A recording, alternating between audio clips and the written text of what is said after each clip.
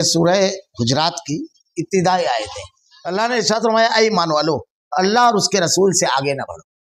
اللہ اور اس کے رسول سے آگے بڑھنا کیا ہے کہ کسی چیز کے بارے میں اللہ تعالیٰ کوئی حکم دے وے، رسول کوئی حکم دے وے، اب آگے بڑھنا یہ ہے کہ آدمی اپنا دماغ چلانے لگے اور اللہ سے ڈرتے رہا کر۔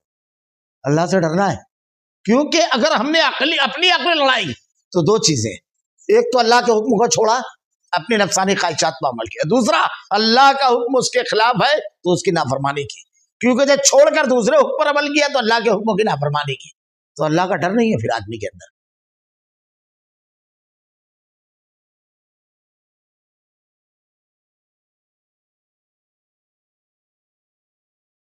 اعوذ باللہ من الشیطان الرجیم، بسم اللہ الرحمن الرحیم۔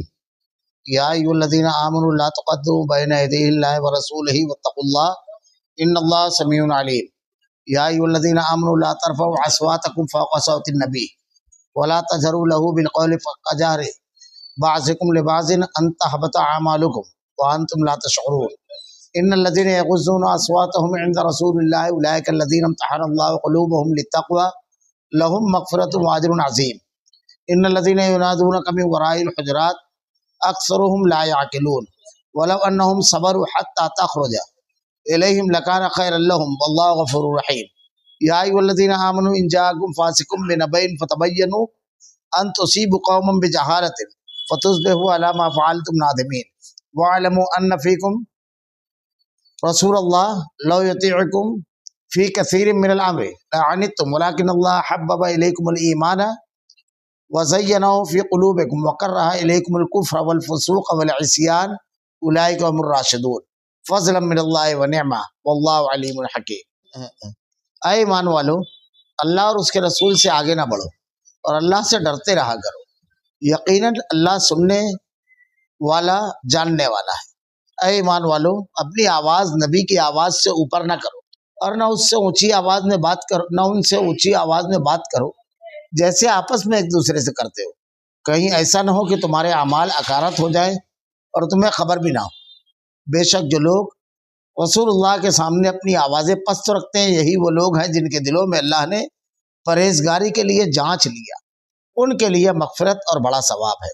جو لوگ آپ کو حجروں کے پیچھے سے پکارتے ہیں ان میں اکثر بالکل بے عقل ہے۔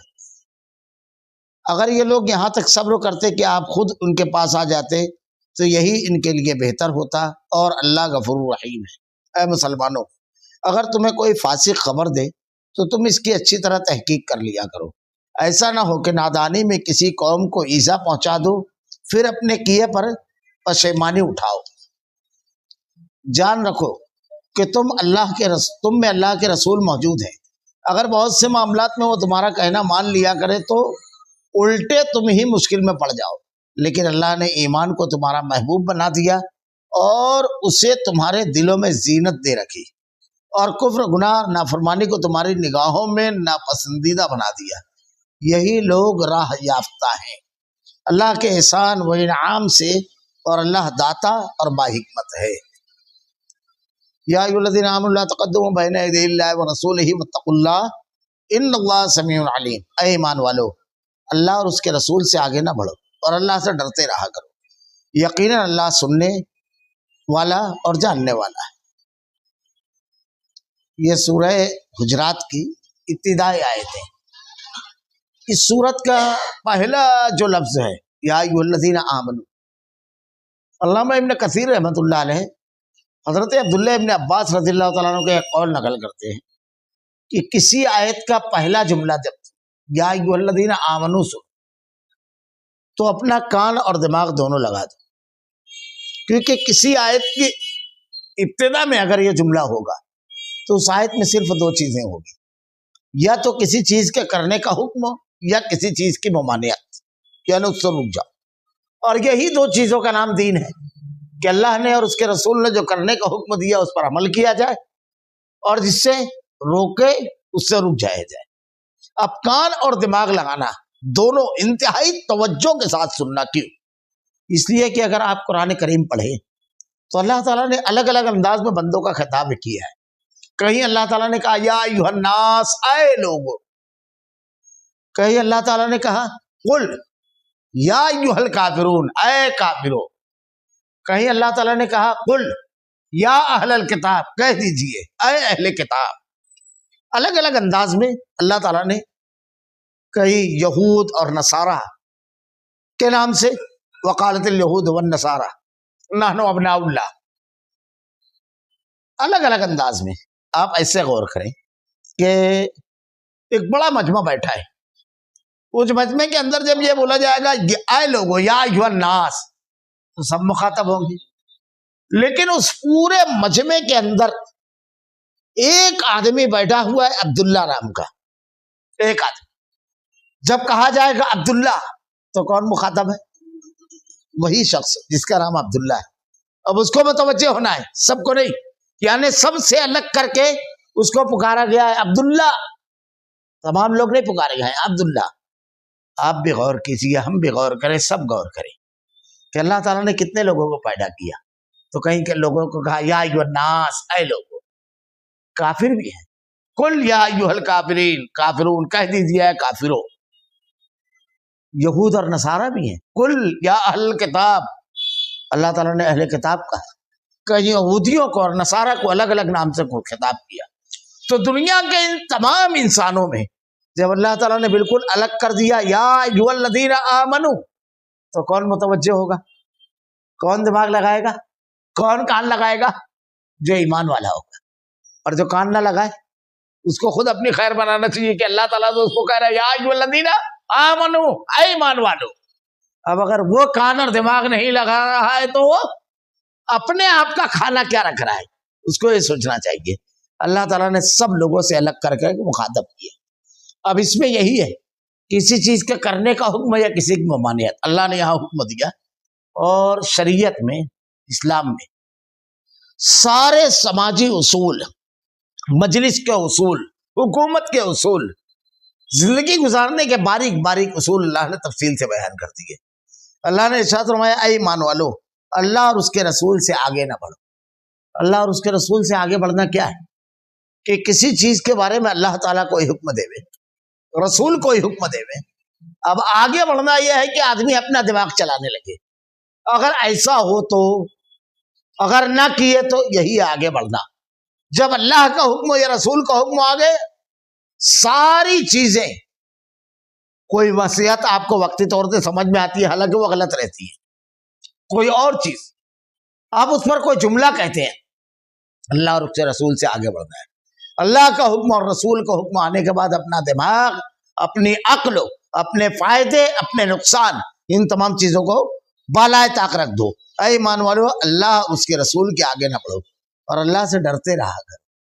اللہ سے ڈرنا ہے، کیونکہ اگر ہم نے اپنی عقل لڑائی تو دو چیزیں، ایک تو اللہ کے حکم کو چھوڑا، اپنی نفسانی خواہشات پر عمل کیا، دوسرا اللہ کا حکم اس کے خلاف ہے تو اس کی نافرمانی کی. کیونکہ جب چھوڑ کر دوسرے حکم پر عمل کیا تو اللہ کے حکموں کی نافرمانی کی. تو اللہ کا ڈر نہیں ہے پھر آدمی کے اندر کہ خالق و مالک جس نے تمام نعمتیں عطا کی ہے، ہر چیز کا خالق ہمارا رب ایک بات کہہ رہا ہے اور بندہ اس کے خلاف، ڈر ہونا چاہیے آدمی کے. فوراً اپنے آپ کو روک لینا چاہیے. یقیناً اللہ سننے والا، جاننے والا ہے. ہر چیز اللہ سن رہا ہے اور تمہارے تنہائی، مجلس، ہر جگہ کے عمل کو اللہ رب العالمین دیکھ رہا ہے. چاہے تم سرگوشی کرو، چاہے بند کمرے میں چھپ کر کے کوئی عمل کرو، اس علیم و خبیر رب کو ہر چیز کا علم ہے اور وہ تمام چیزوں کا حساب لینے والا ہے. یا ایھا الذین آمنوا لا ترفعوا اصواتکم فوق صوت النبی ولا تجهروا له بالقول كجهر بعضکم لبعض ان تحبط اعمالکم وانتم لا تشعرون. اے ایمان والو، اپنی آوازیں نبی کی آواز سے اوپر نہ کرو اور نہ اس سے اونچی آواز میں بات کرو جیسے آپس میں ایک دوسرے سے کرتے ہو، کہیں ایسا نہ ہو کہ تمہارے اعمال اکارت ہو جائے اور تمہیں خبر بھی نہ ہو. اللہ کے نبی صلی اللہ علیہ وسلم کے مجلس میں بیٹھنے کے آداب بتائے گئے ہیں. اور یہیں پر ایک چیز اور سمجھ لیجیے کہ پورا یہ ادب آ گیا ہے. یہاں اللہ کے نبی صلی اللہ علیہ وسلم کی مجلس میں جب بیٹھتے صحابہ کرام تو کچھ دیہاتی اور عربی جو دور دراز سے آتے، بہت زیادہ تہذیب، ادب اور یہ سب چیزوں سے آشنائی نہیں ہوتی، تو بڑی بلند آواز میں گفتگو کرتے اور بعض مرتبہ ایسا ہوتا کہ اللہ کے رسول صلی اللہ علیہ وسلم سے بھی آواز بلند ہو جاتی. اللہ تعالیٰ نے تہذیب سکھائی ہے کہ اپنی آواز کو اللہ کے رسول کی آواز سے اونچا نہ کرو. اور آپس میں جیسے تم لوگ بات کرتے ہو بے تکلفی سے کہہ دیتے ہو ابو ہریرہ، ابو بکر، ایسے اللہ کے نبی صلی اللہ علیہ وسلم کو یا محمد ایسے نہیں، یا احمد ایسے نہیں، یا رسول اللہ، اے اللہ کے رسول.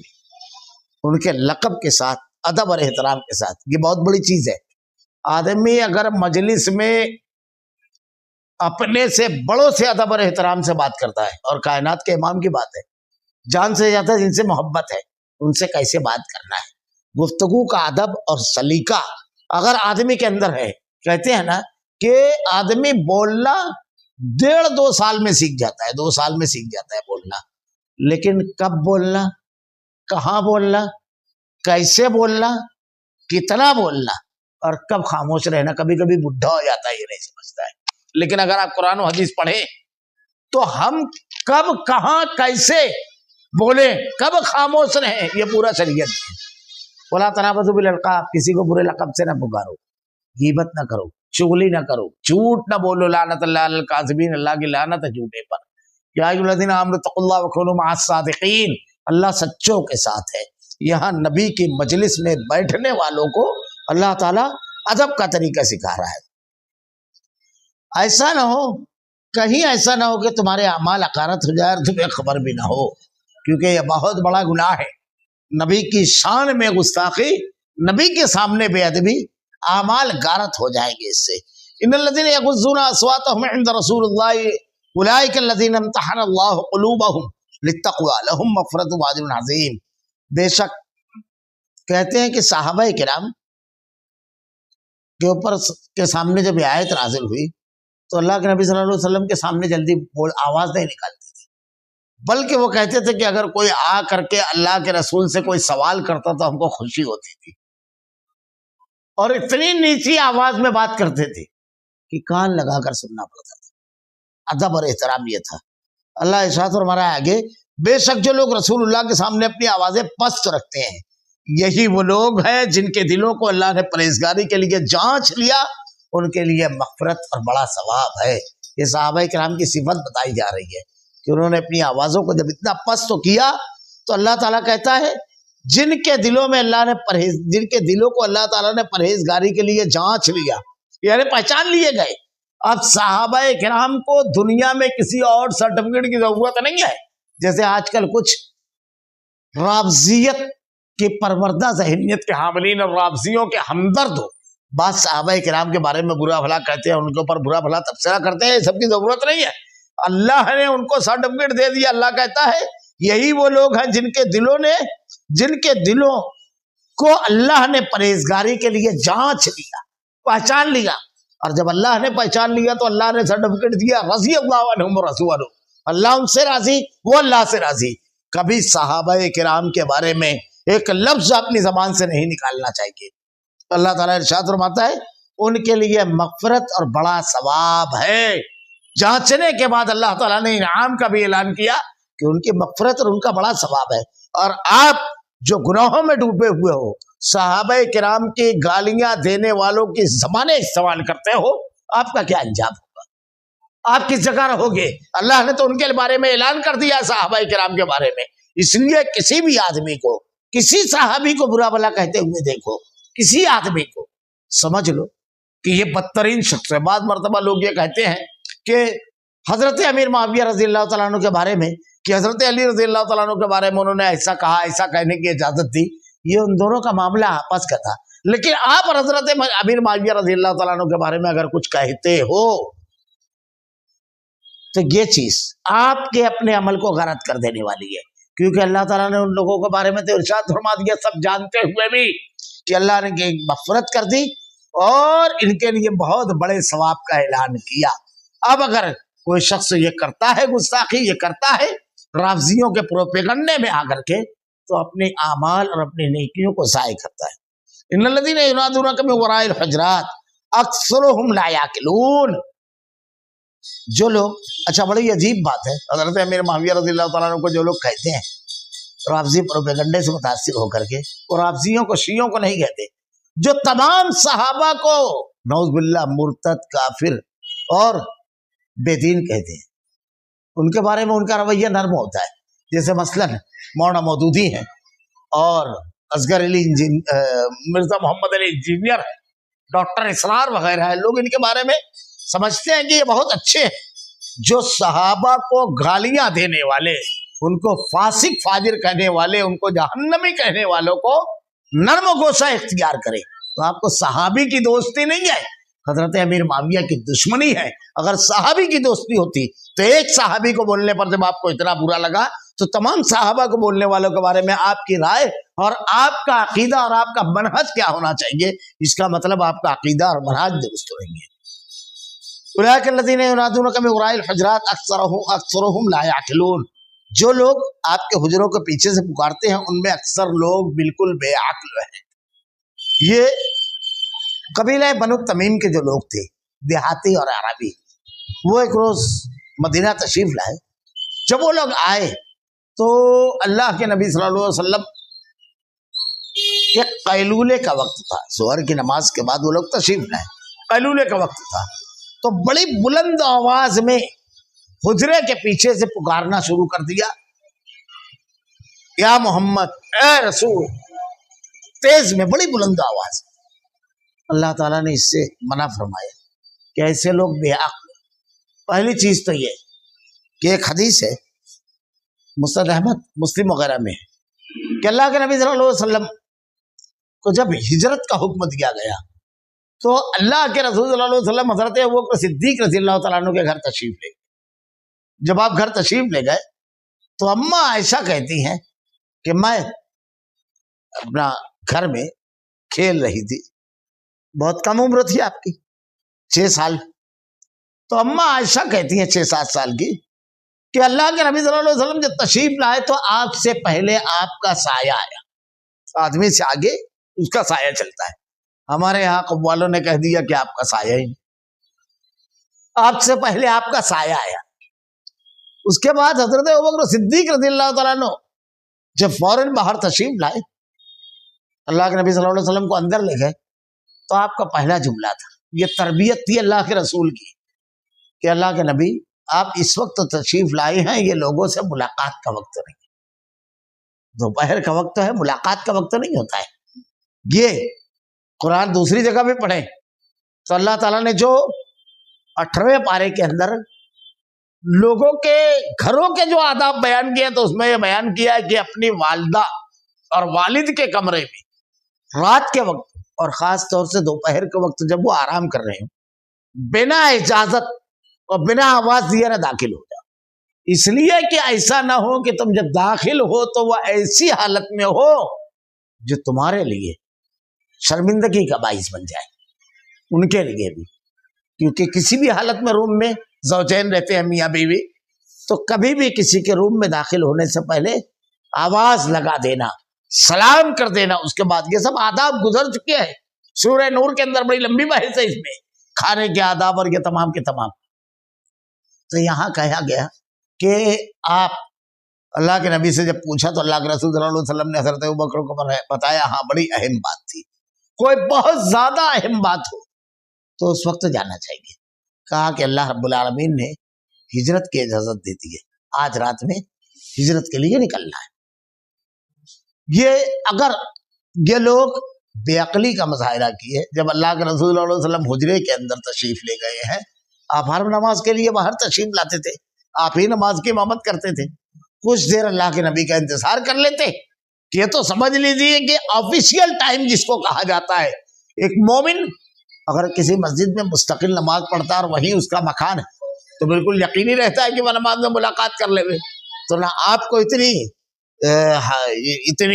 تکلیف اور زحمت، نہ ان کو زحمت ہو. عقل کا استعمال اگر یہ کرتے تو یہ کر لیتے. وَلَوْ أَنَّهُمْ صَبَرُوا حَتَّى تَخْرُجَ إِلَيْهِمْ لَكَانَ خَيْرًا لَهُمْ وَاللَّهُ غَفُورٌ رَحِيمٌ. اگر یہ لوگ یہاں تک صبر کرتے کہ آپ خود ان کے پاس آ جاتے تو یہ ان کے لیے بہتر ہوتا. اللہ غفور رحیم ہے، اللہ نے معاف کر دیا، وہ بڑا معاف کرنے والا ہے. اصول بتا رہا ہے کہ جب ایک آدمی مصروف ہے آرام کر رہا ہے تو تھوڑا سا انتظار کر لیا جائے، آپ کو بھی تکلیف نہ ہو، اس کو بھی نہ تکلیف ہو۔ وہ آرام کی صورت میں آتا ہے تو آدمی تھوڑا سا جھلاٹ طاری ہوتی ہے، تھوڑا سا آدمی کی طبیعت مقدر ہوتی ہے۔ یہ سب عام لوگوں، نبی کے معاملہ تو ایسا ہے کہ دین کے معاملے میں آپ کے اوپر کبھی یہ سب کیفیت نہیں ہوتی تھی، لیکن لوگوں کے تکلیف اور آرام کا بھی خیال رکھا جائے۔ اللہ نے اصول بتایا، کہیں بھی جب تم جاؤ ملنے کے لیے تو طریقہ کار کیا ہونا چاہیے، خاص طور سے کائنات کے امام محمد رسول اللہ صلی اللہ علیہ وسلم کے سلسلے میں۔ یا ایھا الذین آمنوا ان جاءکم فاسق بنبأ فتبینوا ان تصیبوا قوما بجہالۃ فتصبحوا علی ما فعلتم نادمین۔ اے مسلمانوں، اگر تمہیں کوئی فاسق خبر دے تو تم اس کی اچھی طرح تحقیق کر لیا کرو۔ کوئی بھی خبر اگر آئے تو اس کی فوراً تحقیق کر لینا چاہیے۔ یہاں بعض لوگ ایک واقعہ بیان کرتے ہیں ولید بن عقبہ کا، لیکن تحقیق سے یہ بات ثابت ہے کہ وہ روایت صحیح نہیں تھی کہ آپ کو ایک زکوٰۃ کے لیے بھیجا گیا، آپ نے آ کر کے کہا کہ نہیں، ان لوگوں نے انکار کر دیا اور اللہ کے نبی نے جنگ کا ارادہ کر لیا، لیکن بعد میں تحقیق ہوئی تو معلوم پڑا ایسا معاملہ نہیں ہے۔ لیکن یہاں ایک اصول بیان، یہ روایت درست تو نہیں ہے، اس کے اوپر کلام، کیونکہ اللہ تعالیٰ نے ایک چیز یہ بھی کہی ہے کہ کوئی فاسق اگر خبر لے کر کے آئے، وَإِن جَاءَكُمْ فَاسِقٌ، صحابی پہ فسقوں کا معاملہ نہیں رہے گا، وہ بڑے مخلص صحابی تھے۔ دوسری بات، اگر عام حالات میں بھی کوئی خبر ہمارے پاس آئے تو یہاں پر ایک اصول دیا جا رہا ہے کہ اگر کوئی فاسق خبر لے کر آئے تو پہلے اس کی تحقیق کر لو۔ ہمارے یہاں یہ دیکھا ہی نہیں جاتا ہے کہ کون ہے خبر لے کے آنے والا۔ یہودی بھی خبر چلا دیتے ہیں، غیر مسلم بھی چلا دیتے ہیں خبر، مسلمانوں میں بھی انتہائی برائی اور گناہ میں ڈوبے ہوئے افراد بھی خبریں چلا دیتے ہیں، اور ان خبروں کے پیچھے آدمی دوڑنے لگتا ہے۔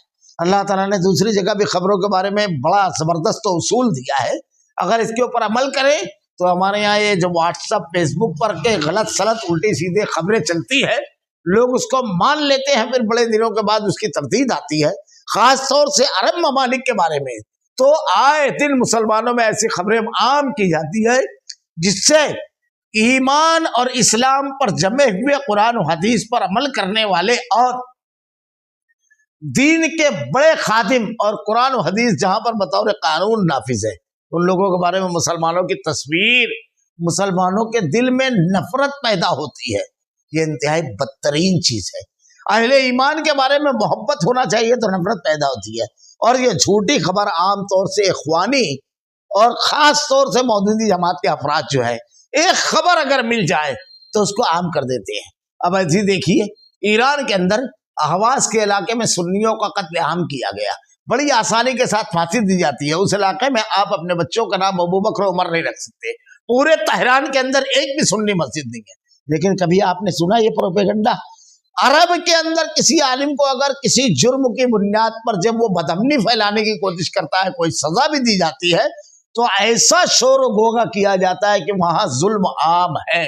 جہاں ظلم عام ہے وہاں کے بارے میں آپ کو کبھی خبر نہیں لگے گی۔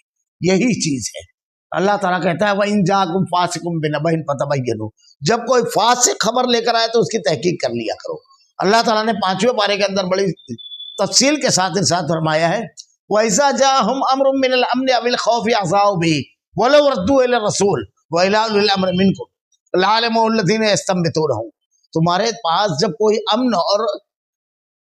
امن کی اور کوئی حالت جنگ کی خبر آئے، وَإِذَا جَاءَهُمْ أَمْرٌ مِّنَ الْأَمْنِ أَوِ الْخَوْفِ، خوف کی کوئی خبر آئے تو اس کو عام مت کیا کر، نقصان ہوتا ہے۔ جب تک کہ رسول سے، اب رسول نہیں ہے تو تمہارے درمیان جو خبر کا تجزیہ کرتے ہیں، غور کرتے ہیں، سمجھتے ہیں، ان سے جب تک کہ معلوم نہ کر، جب تک کہ یہ نہ ہو جائے کہ وہ تحقیق کر کے اس کو صحیح ڈھنگ سے سمجھ لیں اور اس کے بعد آگے پھیلایا جائے۔ مثلا خوف کی خبر، کبھی کبھی مقابلہ ہوتا ہے جب، تو مقابلے کی حالت میں خوف کی خبر سے حوصلے ٹوٹ جاتے ہیں، حوصلے ٹوٹ جاتے ہیں۔ اللہ کے نبی صلی اللہ علیہ وسلم نے حضرت سعد کو جب یہودیوں کے قبیلے کے پاس بات کرنے کے لیے بھیجا تو اللہ کے نبی صلی اللہ علیہ وسلم نے یہودیوں نے دھوکہ دیا تھا غزوہ احزاب کے ٹائم پہ، سامنے ایک بڑا لشکر جرار مشرکین کا مدینہ کی کل آبادی سے بڑا مسلمانوں کو ختم کرنے کے لیے آیا. آپ نے خندق کھود کر دفاع کیا. یہودیوں سے معاہدہ تھا کہ اگر کوئی بھی لشکر حملہ کرے گا تمہارے اوپر کرے گا تو ہم ساتھ رہیں گے، اور ہمارے اوپر کرے گا تو تم ساتھ مل کر مدینہ کا دفاع کریں گے. لیکن یہود ادھر مل گئے اور یہ ارادہ تھا کہ اندر سے ادھر حملہ کریں.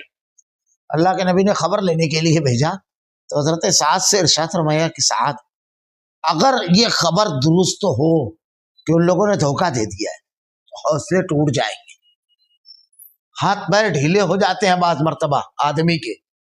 تو یہ لوگوں کے درمیان آ کر کے بالکل ایسے عام انداز میں مت بتانا، اشارے میں بات کرنا. اور اگر ان لوگوں نے معاہدہ نہیں توڑا ہوگا، جمع ہوں گے، تو بالکل اعلانیہ بتانا. یہ خبر کا طریقہ ہے. آج ہمارے یہاں دیکھیے مار کھاتے نوجوانوں کا ایک ویڈیو آیا، آدمی وائرل کرنا شروع کر دیا.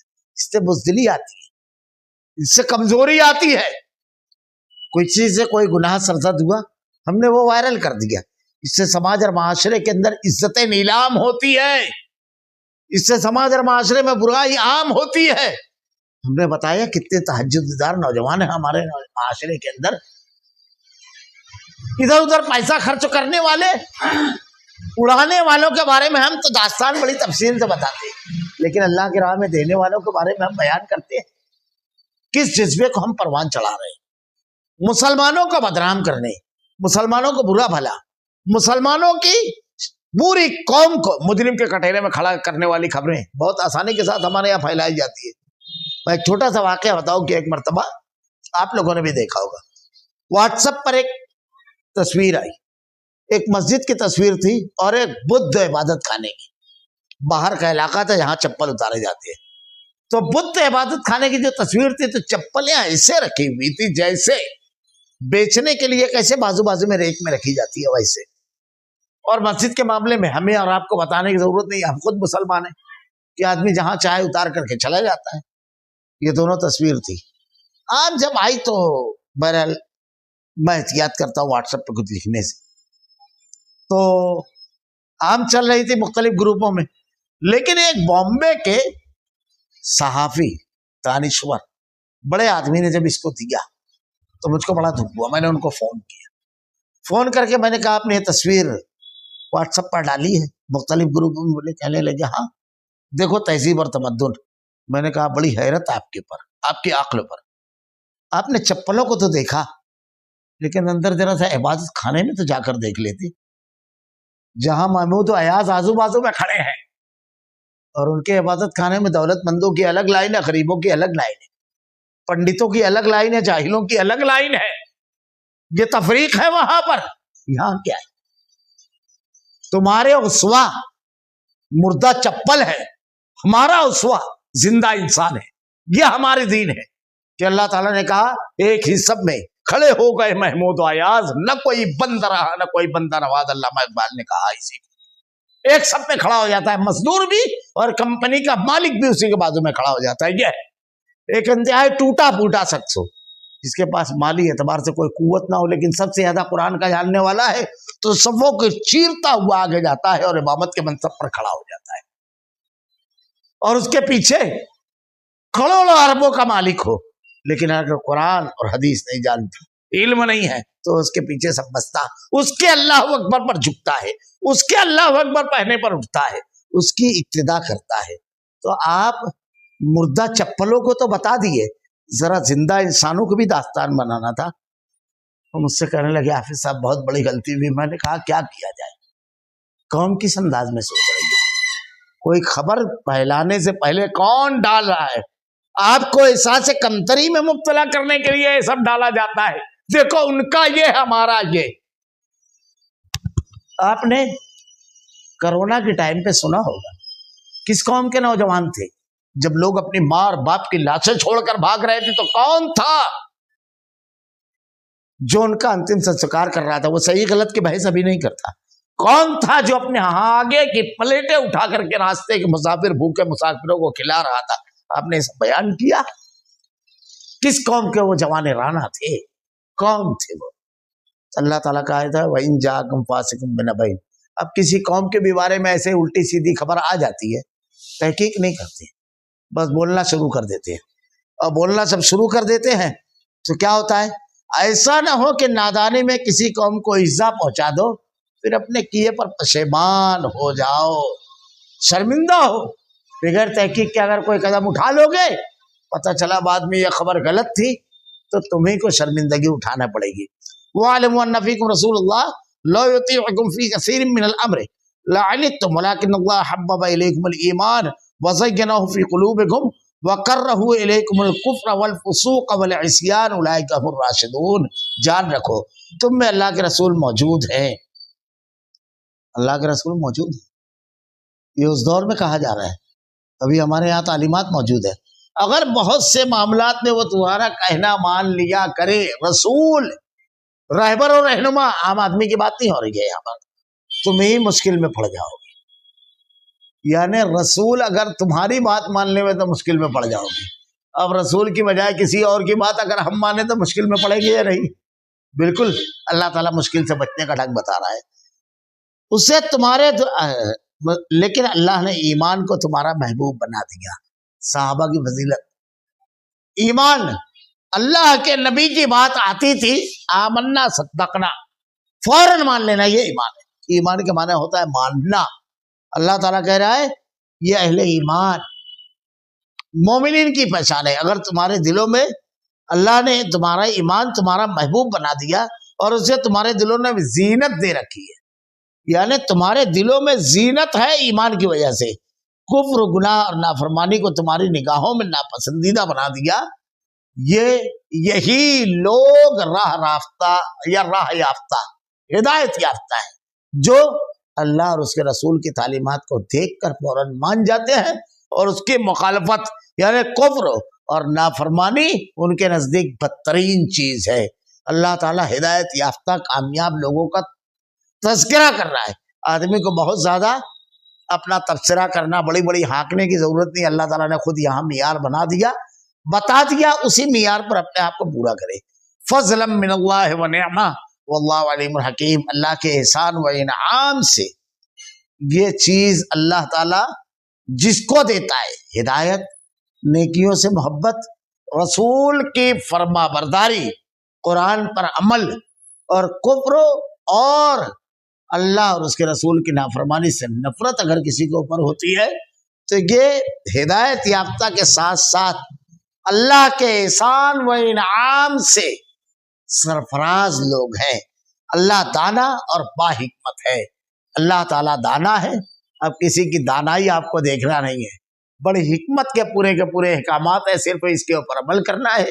اللہ رب العالمین سے دعا ہے رب العالمین شریعت کے احکامات، رب العالمین اس پر عمل کرنے کی توفیق دے۔ کبھی بھی اللہ اور اس کے رسول کی تعلیمات سے آگے جانے سے ہماری حفاظت فرما رب العالمین۔ وہ تمام چیزیں جو بیان کی گئی ہے رب العالمین اہل حق اور صحابہ اور اہل ایمان کی، رب العالمین ہم کو ان میں سے کر دے۔ جن چیزوں سے منع کیا گیا ہے رب العالمین اس سے روک دے، تو ہدایت دینے والا، تو ہمارے قلوب کو بہتر کرنے والا ہے رب العالمین، تو ہمیں انعام یافتہ بندوں میں داخل فرما رب العالمین، ہدایت یافتہ بندوں میں داخل فرما، ہمارا خاتمہ ایمان پر فرما۔ ربنا لا تزغ قلوبنا بعد إذ هديتنا وهب لنا من لدنك رحمة إنك أنت الوهاب۔ سبحانك اللهم وبحمدك أشهد أن لا إله إلا أنت أستغفرك وأتوب إليك۔